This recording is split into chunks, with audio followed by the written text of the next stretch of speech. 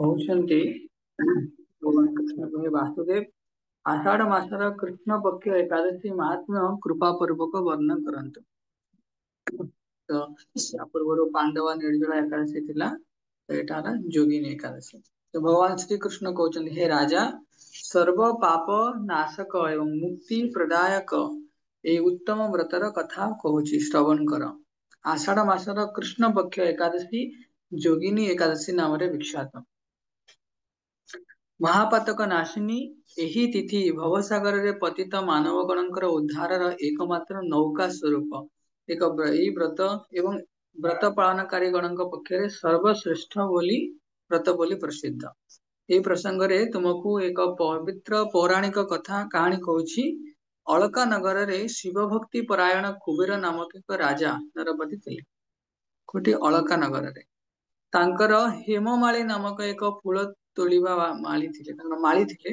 ତ ଜଣେ ରାଜା ଥିଲେ ଆଉ ତାଙ୍କର ମାଳି ମାନେ ଯିଏ ଗାର୍ଡେନର, ସେ ପ୍ରତିଦିନ ଶିବ ପୂଜା ନିମିତ୍ତ ମାନସ ସରୋବରରୁ ଫୁଲ ତୋଳି ଯକ୍ଷ ରାଜା କୁବେରଙ୍କୁ ଦିଅନ୍ତି। ଦିନେ ପୁଷ୍ପ ଚୟନ କରୁ କରୁ ପତ୍ନୀ ପ୍ରେମ ରସାସକ୍ତ ହୋଇ ରାଜଭବନ ସେ ଗଲେ। ଅର୍ଥାତ୍ ସେ ଫୁଲ ତୋଳିବା ସମୟରେ ତାଙ୍କର ସ୍ତ୍ରୀ ପ୍ରତି ଆସକ୍ତି ପାଇଁ ସେ ରାଜଭବନକୁ ଯାଇନାହାନ୍ତି। ଦ୍ୱିପହର ସମୟ ଅତୀତ ହେଲାଣି, ଅର୍ଚ୍ଚନାର ସମୟ ଅତିବାହିତ ହୋଇ ଚାଲିଲା, ଭଗବାନଙ୍କର ସେବା ପୂଜାର ସମୟ ସରିଗଲାଣି। ରାଜା କ୍ରୋଧ ହୋଇ ମାଳିର ବିଳମ୍ବ କାରଣ ଅନୁସନ୍ଧାନ କରିବା ନିମିତ୍ତ ଏକ ଦୂତ ପଠାଇଲେ। ଦୂତ ଆସି ରାଜାଙ୍କୁ କହିଲା, ସେ ସ୍ୱଚ୍ଛାକ୍ରମେ ସ୍ତ୍ରୀ ସହିତ ରତି କ୍ରୀଡ଼ାରେ ରତ। ଶ୍ରୀକୃଷ୍ଣ କହିଲେ, ଧନଶାଳୀ କୁବେର ଦୂତ ବାକ୍ୟ ଜଣକ ଶ୍ରବଣ କରି ଅତିଶୟ କ୍ରୋଧିତ ହୋଇ ତାକୁ ଆହ୍ୱାନ କଲେ। ମାଳି କୁବେରଙ୍କର ପୂଜା ସମୟ ଅତୀତ ହୋଇଅଛି ଜାଣି ଅତ୍ୟନ୍ତ ଭୀତତ୍ରସ୍ତ ଅବସ୍ଥାରେ ରାଜାଙ୍କ ନିକଟରେ ଉପସ୍ଥିତ ହେଲା। ତ ରାଜା କ୍ରୋଧ ପ୍ରକାଶ କଲେ ଆଉ ମାଳି ଯାଇକି ତାଙ୍କ ପାଖରେ ଉପସ୍ଥିତ ହେଲେ।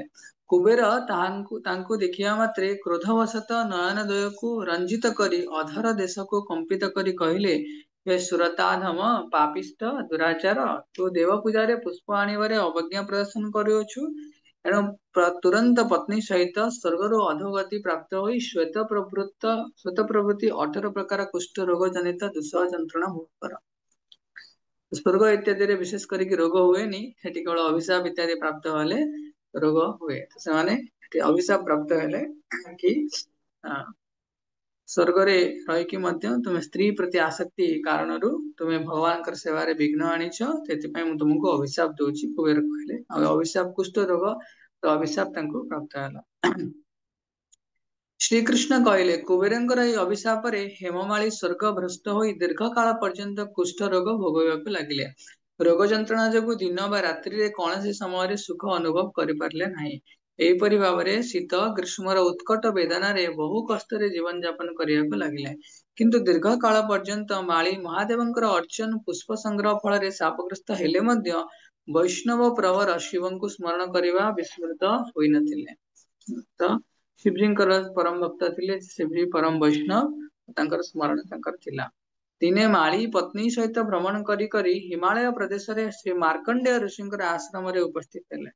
ଋଷି ମୁନି ମାନେ ସଦା ସର୍ବଦା ଜନ କଲ୍ୟାଣ ନିମିତ୍ତ ସାରା ସଂସାରରେ ଭ୍ରମଣ କରନ୍ତି, କୃଷ୍ଣ ଭକ୍ତିର ପ୍ରଚାର ପ୍ରସାର ଉଦ୍ଦେଶ୍ୟରେ। କୁଷ୍ଠ ରୋଗ ପୀଡ଼ିତ ଓ କମ୍ପିତ ଦେହ ଓ ସପତ୍ନୀ ହେମମାଳିକୁ ଦେଖି ଶ୍ରୀ ମାର୍କଣ୍ଡେୟ ତାଙ୍କୁ ପଚାରିଲେ, ତୁମେ କାହା କର୍ତ୍ତୃକ ଏବଂ କିପରି ଏ ପ୍ରକାର କୁଷ୍ଠ ରୋଗ ଗ୍ରସ୍ତ ହୋଇଅଛ? କାରଣ ଜାଣିବା ପାଇଁ ଚାହିଁଲେ। ସେ ଉତ୍ତର ଦେଲେ, ହେ ମୁନିବର, ରାଜା ଧନଦ କୁବେରଙ୍କର ମୁଁ ସେବକ ବା ଚାକର ଥିଲି। ମୋର ନାମ ହେମମାଳି। ମୁଁ ପ୍ରତ୍ୟହ ମାନସ ସରୋବରରୁ ପୁଷ୍ପ ଚୟନ କରି ଶିବ ପୂଜା ନିମିତ୍ତ ରାଜାଙ୍କୁ ଅର୍ପଣ କରୁଥିଲି, କିନ୍ତୁ ଦୁର୍ଭାଗ୍ୟବଶତଃ ଦିନେ ପତ୍ନୀର ମନୋରଞ୍ଜନ ଅର୍ଥେ କାମାସକ୍ତ ଅବସ୍ଥାରେ ଅଜ୍ଞାନତାବଶତଃ ପୁଷ୍ପାର୍ପଣରେ ବିଳମ୍ବ ହୋଇଯିବାରୁ କ୍ରୋଧାନ୍ୱିତ ନୃପତି କର୍ତ୍ତୃକ ଅଭିଷିକ୍ତ ହୋଇ ଏ ପ୍ରକାର ଦୁର୍ଦ୍ଦଶାଗ୍ରସ୍ତ ହୋଇଅଛି। ତାଙ୍କର ପୂର୍ବ କାହାଣୀ କହିଲେ କିପରି ସେ ଅଭିଶାପ ପ୍ରାପ୍ତ ହୋଇଛନ୍ତି। ପରୋପକାର ହିଁ ସଜ୍ଜନ ଗଣଙ୍କର ସ୍ୱାଭାବିକ ଧର୍ମ। ହେ ଶ୍ରେଷ୍ଠ, ମୋତେ ଅତ୍ୟନ୍ତ ଅପରାଧୀ ଜ୍ଞାନରେ ମୋ ପ୍ରତି ଆପଣ ପ୍ରସନ୍ନ ହୁଅନ୍ତୁ। ଦୟାର୍ଦ୍ର ଚିତ୍ତ ମାର୍କଣ୍ଡେୟ ମୁନି କହିଲେ, ହେ ମାଳିନ, ତୁମର ମଙ୍ଗଳ ନିମିତ୍ତ ଶୁଭ ଫଳପ୍ରଦ ଗୋଟିଏ ବ୍ରତ ଉପଦେଶ କହୁଛି, ତାହା ଶ୍ରବଣ କର। ଆଷାଢ ମାସର କୃଷ୍ଣ ପକ୍ଷରେ ଯୋଗିନୀ ନାମକ ଏକାଦଶୀ ବ୍ରତ ଭକ୍ତି ଭାବରେ ପାଳନ କର। ଏହି ପୁଣ୍ୟ ବ୍ରତ ପ୍ରଭାବରେ 18 ପ୍ରକାରର କୁଷ୍ଠ ବାଦୀରୁ ମୁକ୍ତ ହେବ। ओके। श्रीकृष्ण कहले ऋषिंकर उपदेश वाक्य श्रवण करी माळी ତାଙ୍କୁ ସାଷ୍ଟାଙ୍ଗ ଦଣ୍ଡବତ ପ୍ରଣାମ କଲେ।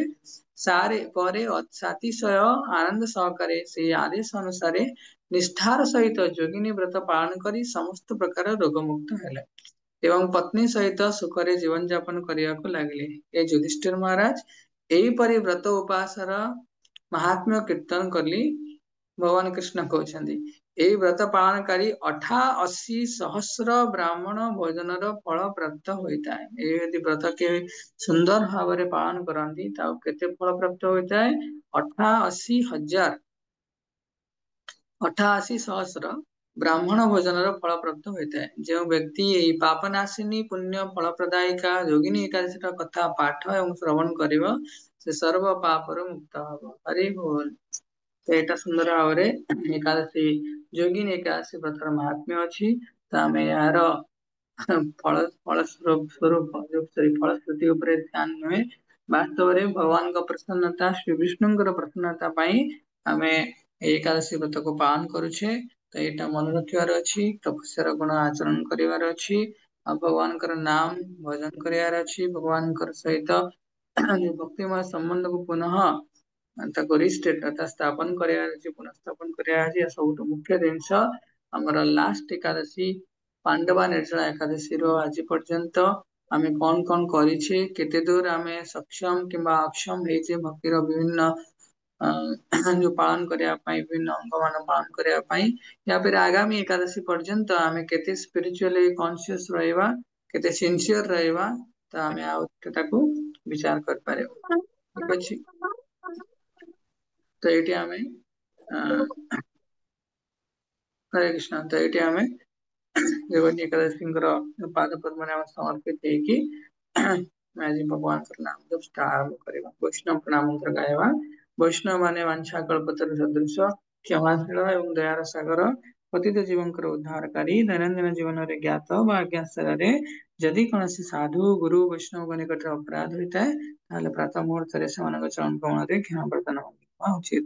वञ्चाकल्पतरोर्वैश्य कृपा सिन्धुभ्येव च पतितानां पावनेभ्यो वैष्णवेभ्यो नमो नमः।